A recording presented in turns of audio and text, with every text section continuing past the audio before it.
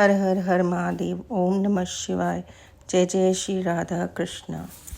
अध्याय 6। आज का महात्म्य में श्री सूची कहते हैं, राज सिंहासन प्राप्त कर लेने पर वीर राजा बद्रियों ने किसी समय अपनी धर्मपत्नी के साथ रमणी वन में प्रवेश किया और वहां उन्होंने देखा कि कुछ ही दूरी पर एक ब्राह्मण पति पत्नी चिल्लाकर भाग रहे हैं और कोई बाघ उनका पीछा कर रहा है। वे दोनों पति पत्नी चिल्लाकर कह रहे थे कि महाराज, हे राजन, हे करुणा निधि, हमारी रक्षा कीजिए, रक्षा कीजिए। यह पुकार सुनकर राजा ने अपना धनुष उठाया। इतने में ही वह बाघ वहां आ पहुंचा। उसने ब्राह्मणी को पकड़ लिया। वह हा नाथ, हा नाथ, हा प्राण वल्लभ, हा शंभु, हा जगदीश्वर कहकर विलाप करने लगी। बाघ बड़ा ही भयानक था। उसने जैसे ही ब्राह्मणी को पकड़ा, तुरंत ही राजा भद्राय ने अपने तीखे बाणों से उसके मर्म में आघात कर दिया, किंतु वह महाबली बाघ उन प्राणों से तनिक भी व्यथित न होकर ब्राह्मणी को बलपूर्वक खींचकर दूर निकल गया। अपनी पत्नी को बाघ के पंजे में पड़ी हुई देखकर ब्राह्मण को बड़ा दुख हुआ। वह विलाप करने लगा, हा प्रिया, हा कांत, हा पतिव्रत, मुझे यहाँ अकेला छोड़कर तुम परलोक में कैसे चली गई? तुम्हें छोड़कर मैं कैसे जीवित रह सकता हूँ? राजन, तुम्हारे वे अस्त्र शस्त्र कहाँ हैं जिनकी मैंने बड़ी प्रशंसा सुनी थी? वह महाधनुष अब क्या हो गया? तुम्हारा 12,000 हाथियों से भी अधिक बल कहाँ है? तुम्हारे शंख, खड्ग और मत्रास्त्र विद्या से क्या लाभ हुआ? दूसरों को क्षीण होने से बचाना तो एक क्षत्रिय का परम धर्म है। धर्म के राजा अपना धर्म और प्राण देकर भी शरण में आए हुए दीन दुखियों की रक्षा किया करते हैं। जो पीड़ितों की प्राण रक्षा नहीं कर सकते, ऐसे लोगों के जीवन की अपेक्षा तो उनकी मृत्यु ही श्रेष्ठ है। इस प्रकार ब्राह्मण का विलाप और उसके मुख से अपने पराक्रम की निंदा सुनकर राजा ने शोक से मन ही मन में इस प्रकार विचार किया, ओहो, आज भाग्य के उलट फेर से मेरा पराक्रम नष्ट हो गया, मेरे धर्म का विनाश हो गया। अतः अब मेरी संपदा, राज और आयु का भी निश्चय ही नाश हो जाएगा। ऐसा कहकर राजा भद्राय ब्राह्मण के चरणों में गिर पड़े और उसे धीरज बंधाते हुए कहने लगे, हे ब्राह्मण, मेरा पराक्रम नष्ट हो गया, मुझे क्षत्रिय धर्म पर आप कृपा कीजिए। महामते, शोक छोड़ दीजिए और मैं आपको मनवांचित पदार्थ दूंगा। यह राज, यह रानी और यह मेरा सब शरीर, सब कुछ आपके अधीन है। बोलिए, आप क्या चाहते हैं? ब्राह्मण बोले, राजन, अंधे को भला दर्पण से क्या काम? जो भिक्षा मांगकर अपना जीवन निर्वाह करता हो, वह बहुत से घर लेकर भला क्या करेगा? जो मूर्ख, उसे पुस्तक से क्या काम? जो जिसके पास स्त्री नहीं, वह धन लेकर क्या करेगा? मेरी पत्नी चली गई, मैंने कभी काम सुख का उपभोग नहीं किया, अतः काम भोग के लिए आप अपनी इस बड़ी रानी को मुझे दे दीजिए। राजा कहने लगे, हे ब्राह्मण, क्या यही तुम्हारा धर्म है? क्या तुम्हें गुरु ने यही उपदेश दिया है? क्या तुम नहीं जानते कि पराई स्त्री का स्पर्श स्वर्ग और सुवेश की हानि कराने वाला है? पर स्त्री के उपभोग से जो पाप कमाया जाता है, उसे सैकड़ों प्रायश्चित द्वारा भी कम नहीं किया जा सकता। ब्राह्मण कहने लगे, हे राजन, मैं अपनी तपस्या से भयंकर ब्रह्म हत्या और मदिरापान जैसे पाप का भी विनाश कर डालूंगा। फिर पर स्त्री संगम भला किस गिनती में है? इसलिए आप अपनी इस पत्नी को मुझे अवश्य दें, नहीं तो आप निश्चय ही नरक में जाएंगे। ब्राह्मण की इस बात पर राजा ने मन में विचार किया कि ब्राह्मण ने प्राणों की रक्षा न करने से महापाप हो गया है, अतः इससे बचने के लिए अपनी पत्नी को उन्हें दे डालना ही सर्वश्रेष्ठ है।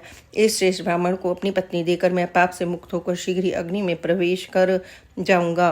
मन मन ऐसा निश्चय करके राजा ने आग जलाई और ब्राह्मण को बुलाकर उसके प्रति अपनी पत्नी को दे दिया और इसके बाद स्नान करके पवित्र होकर देवताओं को प्रणाम करके उन्होंने अग्नि को 2 बार परिक्रमा की और एकाग्रचित होकर भगवान शिव का ध्यान किया। इस प्रकार राजा को आग में गिरने के लिए तत्पर देखकर जगतपति भगवान विश्वनाथ सहसा वहां प्रकट हो गए। उनके 5 मुंह थे, मस्तक पर चंद्रकला आभूषण का काम दे रही थी, कुछ पीले पीले रंग की जटा लटकी हुई थी। वे कोटि कोटि सूर्य के समान तेजस्वी थे। हाथों में त्रिशूल, खंडवा, कुठार, ढाल, मृग, अभय, वरद और पिनाक धारण किए बैल की पीठ पर बैठे हुए भगवान नीलकंठ को राजा ने अपने आगे प्रत्यक्ष देखा। उनके दर्शन जनित आनंद से युक्त होकर राजा भद्रा ने हाथ जोड़कर उनकी स्तुति की। फिर स्तुति करने के साथ ही राजा की स्तुति से प्रसन्न होने पर माता पार्वती के साथ प्रसन्न हो करुणा निधान महेश्वर ने कहा, राजन, तुमने किसी अन्य का चिंतन न करके जो सदा सर्वदा मेरा पूजन किया है, तुम्हारी इस भक्ति के कारण और तुम्हारे द्वारा की हुई इस पवित्र स्तुति को सुनकर मैं बहुत प्रसन्न हुआ हूँ। तुम्हारे भक्ति भाव की परीक्षा लेने के लिए ही मैं स्वयं ब्राह्मण बनकर आया था और जिस बाघ ने खा लिया था। वह ब्राह्मणी और कोई नहीं, यह गिरिराज नंदिनी उमा देवी ही थी। तुम्हारे बाण मारने पर भी जिसके शरीर को बिल्कुल चोट नहीं पहुंची, वह बाघ भी माया से ही बनाया हुआ था। तुम्हारे धैर्य को देखने के लिए ही मैंने तुम्हारी पत्नी को मांगा था। इस कीर्ति मालिनी की और तुम्हारी भक्ति से मैं अत्यंत संतुष्ट हूँ। तुम कोई दुर्लभ वर मांगो, मैं उसे अवश्य ही दूंगा। तब राजा बोले, देव, आप तो साक्षात परमेश्वर हैं। आपने सांसारिक ताप से घिरे हुए मुझ अधम को जो प्रत्यक्ष दर्शन दिया है, यह मेरे लिए महान वर है। देव, आप वरदाता में श्रेष्ठ हैं। आपसे मैं दूसरा वर क्या मांगूं? मेरी यही इच्छा है कि मेरी रानी और मेरे माता पिता पद्माकर वैश्य और उनके पुत्र सुने।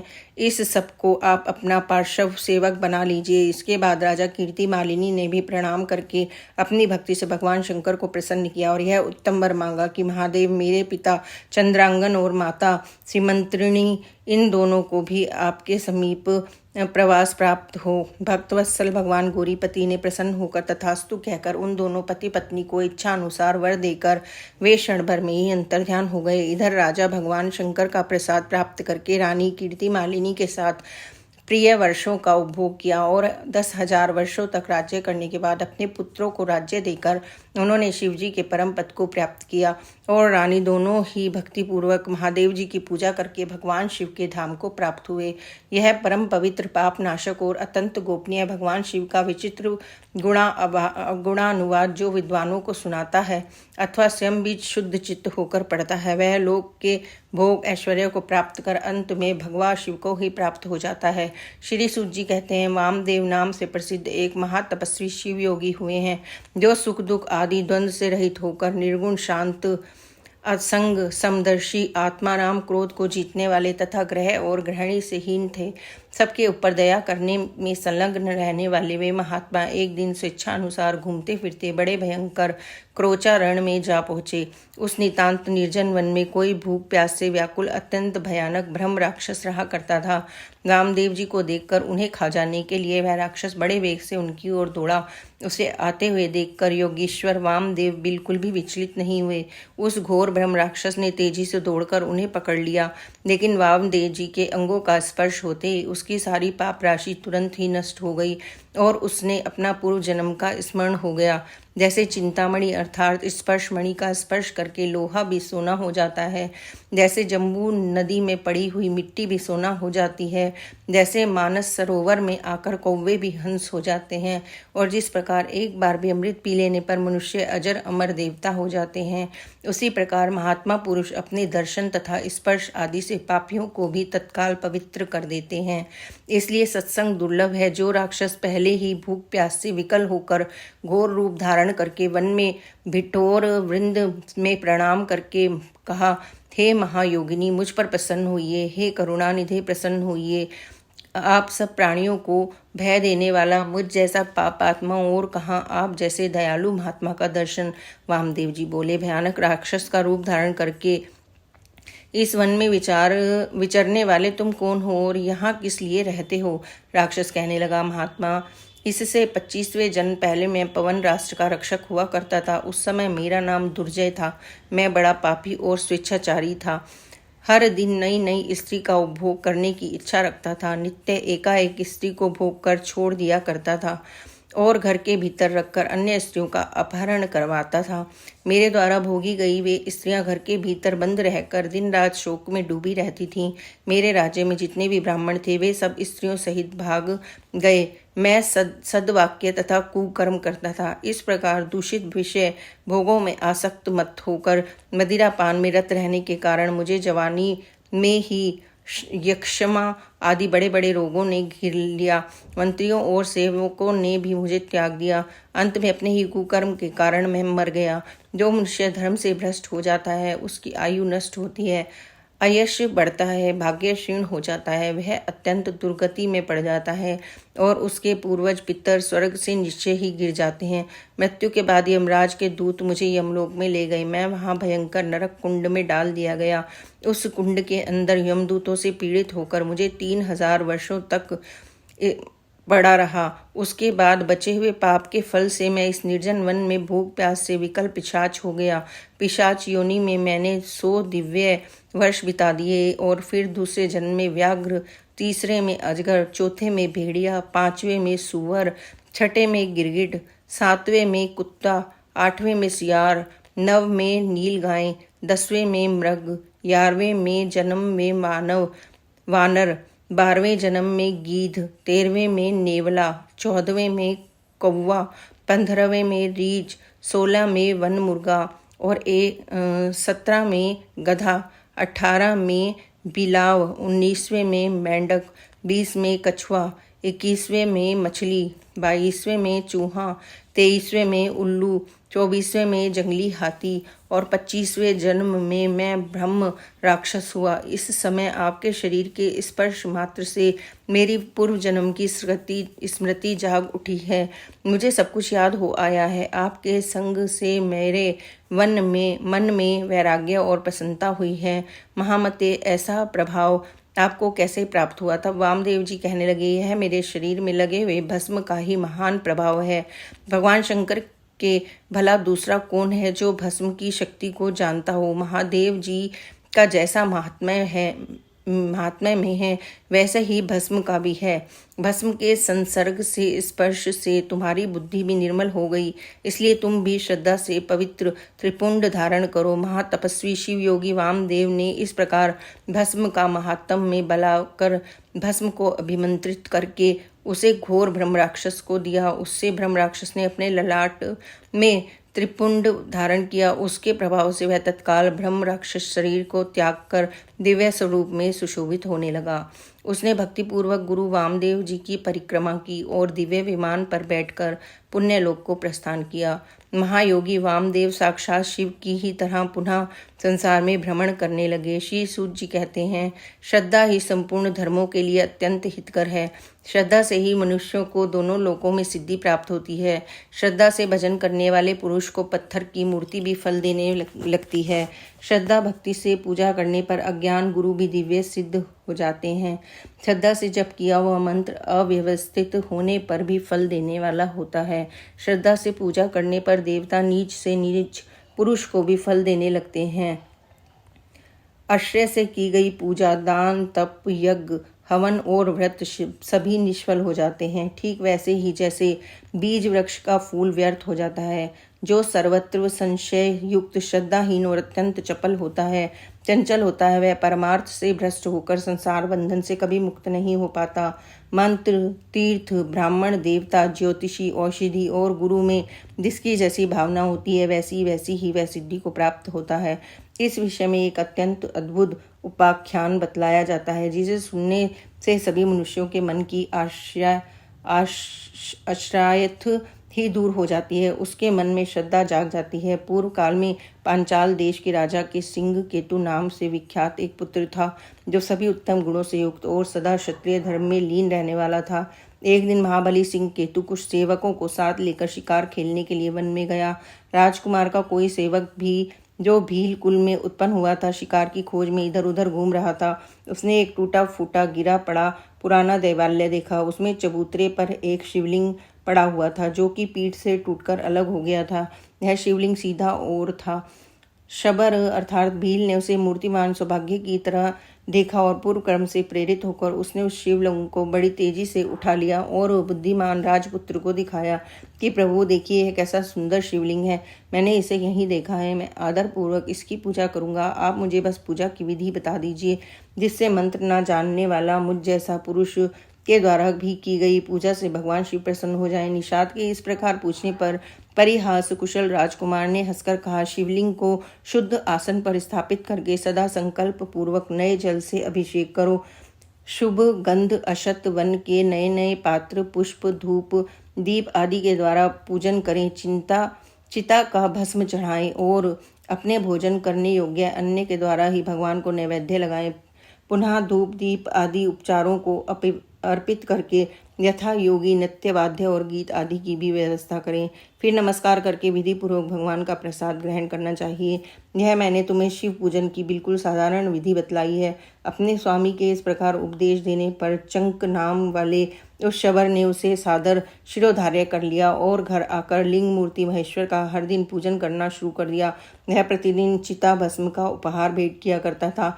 अपने लिए उसे खुद जो जो प्रिय वस्तु थी वह सब गंध पुष्प अक्षत आदि पहले भगवान शिव को निवेदित करता और उसके बाद वह भगवत प्रसाद को स्वयं ग्रहण करता था। इस प्रकार वह पत्नी के साथ भक्तिपूर्वक महेश्वर की पूजा में संलग्न रहा। इस आराधना में से उसे कई वर्ष बीत गए। एक दिन जब वह शबर शिव पूजा के लिए बैठा तब देवता है कि पात्र में चिता का भस्म बिल्कुल भी नहीं बचा है। तब वह तुरंत ही उठकर दूर दूर तक चिता की भस्म ढूंढता हुआ घुमाया, किंतु कहीं भी उसे चिता भस्म नहीं मिली। आखिरकार वह थक हार कर अपने घर लौट आया और अपनी पत्नी को बुलाकर उससे कहा कि प्रिय, चिता भस्म तो मुझे मिली नहीं, बताओ अब मैं क्या करूं। आज मुझ पापी के शिव पूजन में विघ्न पड़ गया। पूजा के बिना मैं क्षण भर भी जीवित नहीं रह सकता। अपने पति को इस प्रकार व्याकुल देखकर शबरी की पत्नी कहने लगी, ना डरिए मत, मैं उपाय बताती हूँ। यह अपना घर बहुत दिनों का पुराना हो गया है, इसमें आग लगाकर उस अग्नि में प्रवेश कर जाऊंगी। इससे आपके लिए बहुत सी चिता भस्म तैयार हो जाएगी। सुनकर शबर बोला, प्रिय, यह मानव शरीर ही धर्म अर्थ काम और मोक्ष का सबसे श्रेष्ठ साधन है। इस नव यवन संपन्न सुखोचित शरीर को भला तुम क्यों त्याग रही हो। तब उसकी पत्नी कहने लगी, नाथ, जीवन की सफलता इसी में है कि दूसरों के हित के लिए अपने प्राणों का त्याग किया जाए। साक्षात शिव जी के लिए जो स्वयं अपने प्राणों का त्याग करे, उसके लिए तो कहना ही क्या है।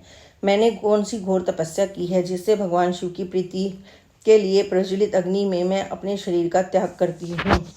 अपनी पत्नी को इस प्रकार स्थिर बुद्धि और शिव भक्ति देखकर दृढ़ संकल्प वाले शब ने तथास्तु कहकर उसकी प्रशंसा की। शबरी ने अपने पति की आज्ञा मानकर स्नान से पवित्र होकर अलंकार धारण किया और अपने घर में आग लगाकर अग्निदेव की भक्तिपूर्वक परिक्रमा करके अपने पति देव गुरु को नमस्कार करो और हृदय में भगवान सदाशिव का ध्यान करके अग्नि में प्रवेश करने के लिए तत्पर होकर हाथ जोड़कर इस प्रकार स्तुति की कि हे देव, मेरी इंद्रियां आपकी पूजा के लिए पुष्प हो, यह शरीर धूप और अगुरु हो, दीपक हृदय दीपक हो, प्राण भविष्य का काम करें और कर्मेंद्रियां आपके लिए अक्षत हो जाएं।